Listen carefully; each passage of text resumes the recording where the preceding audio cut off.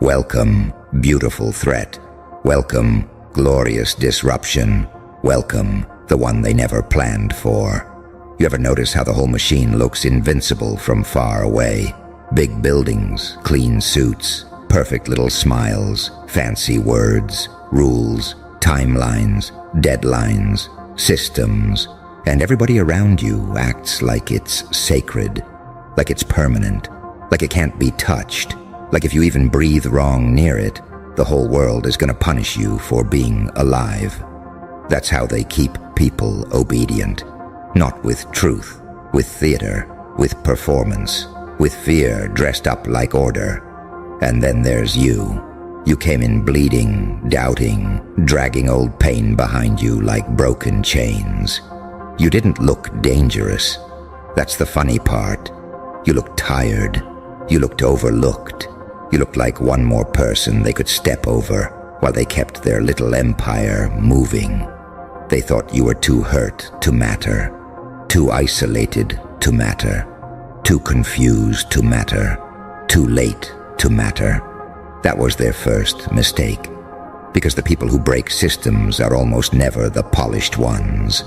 They're the ones who got pushed too far, the ones who got lied to one time too many, the ones who sat in the dark long enough to hear the machinery humming behind the walls, the ones who learned the difference between being accepted and being used, the ones who stopped asking for permission to exist. That's when the cracks started, not outside, inside you. That tiny, dangerous moment when you realized maybe the game was rigged from the beginning. Maybe you weren't failing life.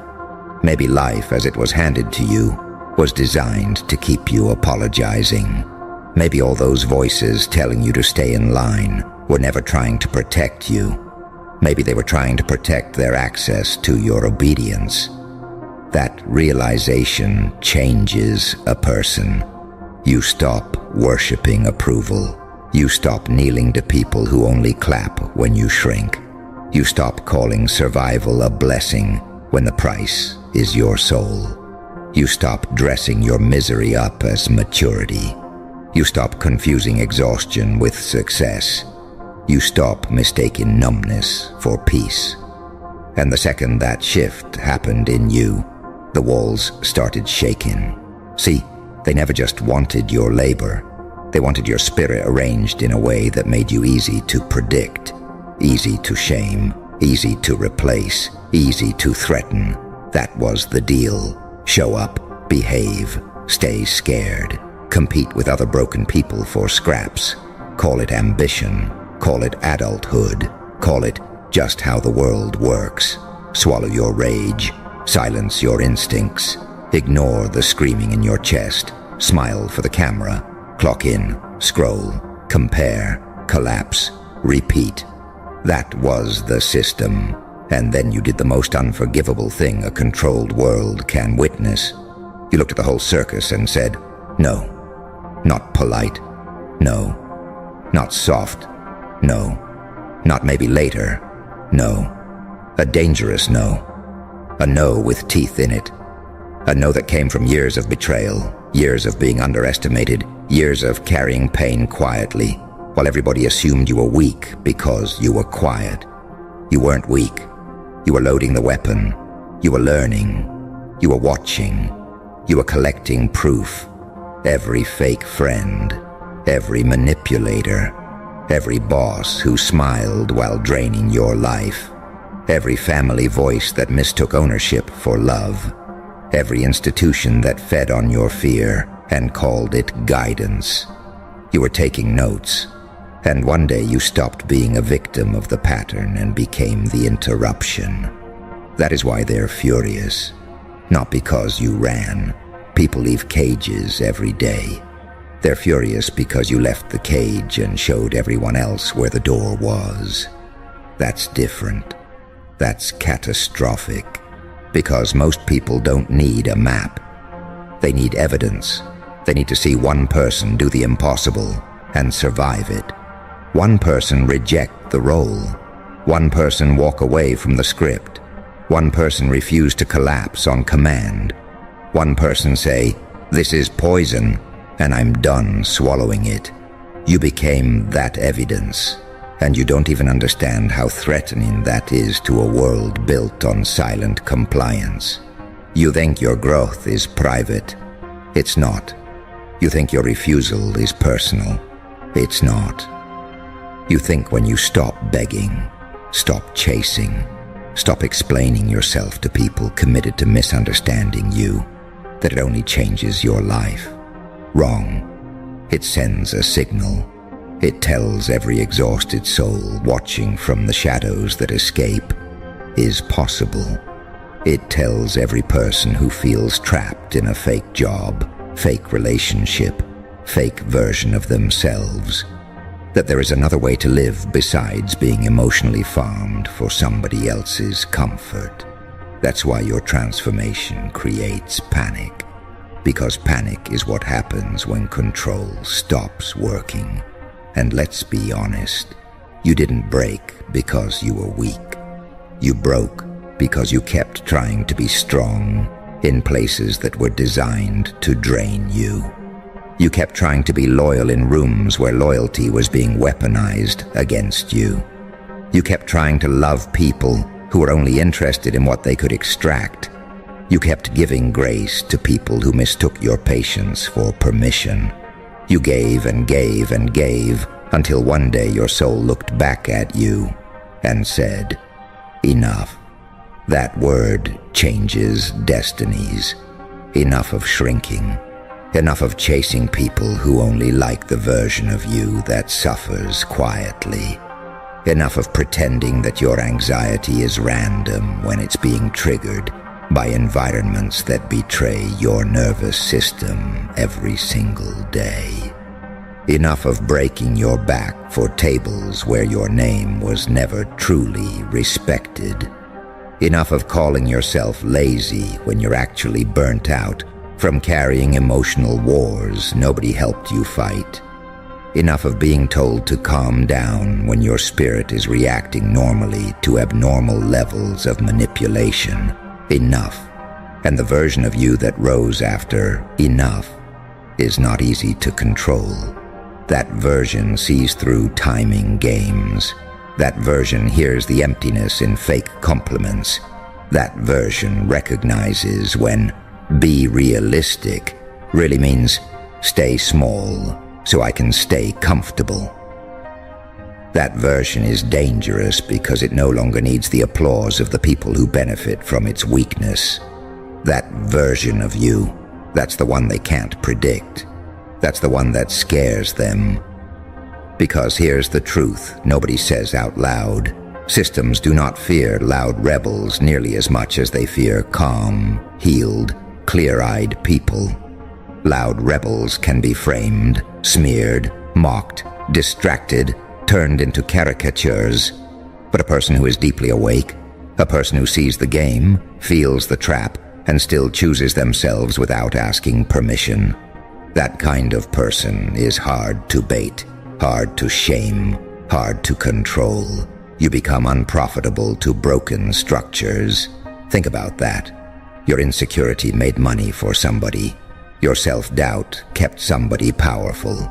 Your need for approval kept somebody relevant. Your silence kept somebody comfortable. Your fear kept somebody fed. And the second you stopped participating, a whole chain of invisible transactions started collapsing. That's why some people got weird when you changed. That's why some faces got colder when you became harder to manipulate. That's why people who never cared when you were crying suddenly started caring when you became unavailable. It was never about your well-being. It was about access. The old you was accessible. The old you could be guilted. The old you could be baited into over-explaining. The old you could be summoned with the smallest bit of attention. The old you could be used and then made to feel dramatic for noticing. But the new you watches energy, not words. The new you studies patterns, not promises. The new you doesn't get hypnotized by charm. The new you understands that some people only love, what they can dominate. And once you see that, really see it, there is no going back to sleep. Now here comes the part that makes this beautiful. When one person wakes up, it creates discomfort. When millions start waking up, it becomes a crisis. That's what happened. You didn't just change your mindset, you became contagious. Not fake positivity contagious, not cheap quote contagious, real contagion. The kind that spreads when somebody finally tells the truth everybody else was terrified to admit. The kind that spreads when a person chooses dignity over belonging. The kind that spreads when someone stops performing wellness and actually starts cutting poison out of their life. People watched you detach from chaos and started questioning their own addictions to it. People watched you stop begging to be chosen and started wondering why they were still standing in lines that led nowhere. People watched you survive separation, betrayal, loneliness, rebuilding, reinvention, and they realized the threats that had been used to control them were not as powerful as they thought. That's the secret, isn't it? The system only works if fear feels bigger than freedom. The moment freedom feels bigger, the machine stutters. So they try to make freedom look terrifying. They tell people if you stop obeying, you'll end up alone. If you stop people-pleasing, you'll lose everybody. If you stop shrinking, you'll be judged. If you stop tolerating disrespect, you'll be called difficult. If you stop sacrificing your inner life for outer approval, you'll be labeled selfish. And maybe you were. Maybe they did call you crazy. Maybe they did say you changed. Maybe they did whisper when you walked away. Maybe they did try to punish your boundaries with silence, gossip, distance, passive aggression, or fake concern. Good. Let them. Because every insult from a manipulative system is often proof that your soul is finally moving in the right direction. You know what really enrages broken people? Not your pain, your recovery, not your struggle, your standards, not your confusion, your clarity. They can handle you bleeding, they just can't handle you healing in a way that removes their access forever. That's why they want the old you back. The old you was easier. The old you apologized faster. The old you tolerated nonsense because you were afraid of losing connection. The old you kept trying to explain your worth to people, committed to misunderstanding it. The old you confused being needed with being loved. But you know too much now. You know peace is expensive, and cheap people will always call it arrogance when they can no longer afford access to you. You know that some doors are meant to slam. You know some losses are actually rescue missions in disguise. You know that just because something is familiar doesn't mean it's holy. You know that being alone and being abandoned are not the same thing. You know how many people live surrounded and still empty. You know how many people are smiling with dead eyes because they traded their truth for membership. You know, and that knowledge changes how you walk. You stop moving like prey. You stop introducing yourself like an apology. You stop looking for permission slips from people who haven't even saved themselves. You stop asking little minds to validate large visions. You stop arguing with people whose entire identity depends on your limitation. You stop donating your life force to conversations that were never designed to understand you. And when you move like that, you give other people permission to move like that too. That's the real explosion, not noise. Permission. You became a mirror, a dangerous one. The kind that shows people what they already know but were too afraid to admit. That their relationship is killing them slowly. That their career is eating their soul. That their friend circle is built on performance, not care. that their discipline is actually self-punishment, that their constant busyness is a glamorous form of avoidance, that their whole life has been constructed around not disappointing others while they quietly disappear from themselves. Then they see you, bruised, yes, scarred, absolutely, but real, awake, unbought, and something inside them starts moving. That's when the running begins, not physical running, spiritual running, mental running, emotional running. People start running from lies they used to decorate, running from fake goals, running from inherited fear, running from shame-based identities, running from all the voices that taught them survival but never taught them freedom. And because of that, the machine loses bodies, it loses believers, it loses consumers, it loses obedient little ghosts, it loses people who used to say yes while dying inside. That's why they're furious with you, because your existence exposed how fragile their whole operation really was. If one honest person can shake thousands, imagine what happens when millions stop pretending. Imagine what happens when people stop romanticizing burnout, when they stop confusing suffering with virtue, when they stop staying loyal to systems that would replace them in a heartbeat, when they stop worshiping titles, money, status, and surface-level validation while their inner life rots, when they stop calling self-betrayal being mature, when they stop raising children to be convenient instead of alive, when they stop submitting to dead routines that keep them numb enough not to rebel. Imagine that. That's not inspiration. That's insurrection of the soul. And you sparked it. Not because you're flawless, because you're honest. That's what makes this powerful. You weren't some untouchable superhero descending from the sky with perfect answers. You were a person dragged through confusion, disappointment, rejection, self-doubt, and spiritual exhaustion. You know what it feels like to cry in silence and still show up the next day. You know what it feels like to question your worth because the world only seemed to reward performance. You know what it feels like to give your all and still be treated like you were too much or not enough, depending on what made other people comfortable. That's why your voice hits harder, because it cost you something to find it. Anybody can talk big when life has been easy. But when somebody builds truth out of wreckage, people listen differently. They feel it.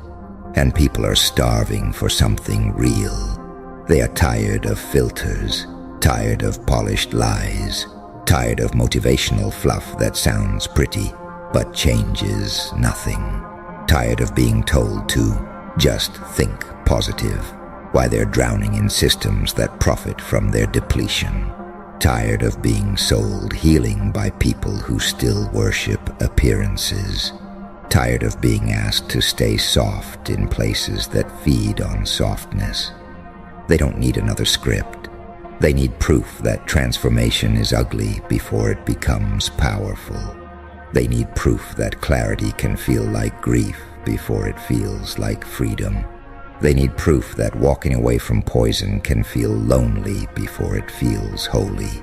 You became that proof. And no, it wasn't glamorous. Nobody claps for the nights you had to rebuild your mind from the floor up. Nobody sees the private wars, the days you almost went back just because familiar pain can feel safer than unfamiliar freedom. The moments you doubted your own instincts because gaslighting leaves fingerprints on the soul. The hours you spent fighting the urge to make yourself smaller just to keep peace with people who never offered you any. But you stayed with yourself. That is massive. Do you understand how rare that is? Most people betray themselves the second loneliness enters the room. Most people fold the second they are misunderstood. Most people return to chaos because calm feels unfamiliar. Most people run back to cages because the open door feels too big. But not you. You shook, you hurt, you questioned, you dragged your trembling heart through fire. But you kept going. That's the part they can't erase. And because you kept going, your life stopped being a warning and became a signal. A signal to the quiet one who knows their spirit is suffocating.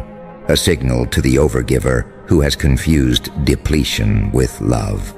A signal to the man who was taught that emotional numbness is strength. A signal to the woman who has been shrinking so long she forgot the size of her own energy. A signal to the dreamer trapped under practical advice from people who settled for less and want company in their surrender. A signal to the lonely person scrolling through everybody else's performance while secretly feeling the ache of their own unlived life.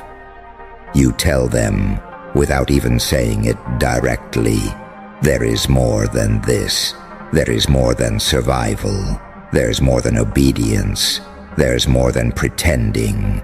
There is more than being useful to people who never saw your soul. There is more than swallowing your rage until it turns into depression. There is more than earning your right to breathe. And once people hear that message in your life, not just your words, they start moving. That movement is the nightmare of every dead structure. Because dead structures survive by convincing living people that numbness is normal. You ruined that illusion. You walked in carrying scars, and instead of letting the world turn you into another obedient shell, you let the pain sharpen your sight. You let betrayal teach you patterns. You let loneliness teach you self-respect. You let silence teach you discernment. You let loss teach you what not to worship ever again. Now you're not just harder to break, you're harder to fool. And that is worth more than applause. Because applause can be bought, trends can be bought, image can be bought. But inner freedom, that price is paid in blood, truth, grief, and nerve. You paid it, so walk like it. Speak like it. Choose like it. Stop handling yourself like you are still the version of you that didn't know. That version is gone. Stop negotiating with people who only return when your boundaries weaken. Stop begging at doors that only open when you bleed. Stop calling your intuition paranoia just because it exposes ugly truths faster than your comfort wants to accept them. Stop explaining your transformation to those committed to your old identity. Stop reducing your fire so insecure people can stand near you without feeling their own coldness. You are not here to make a broken operation feel safe. You are here to become so real that every fake thing around you starts malfunctioning. That is your power, not perfection, not popularity, not endless confidence. Truth. Raw, expensive, dangerous truth. And truth has a smell to it. People know. They may not admit it, but they know. They can feel when somebody has suffered enough to stop performing. They can feel when somebody is no longer available for manipulation. They can feel when somebody has crossed that invisible line where fear still exists, but it no longer gets to drive. That's you now. You still feel it, don't you?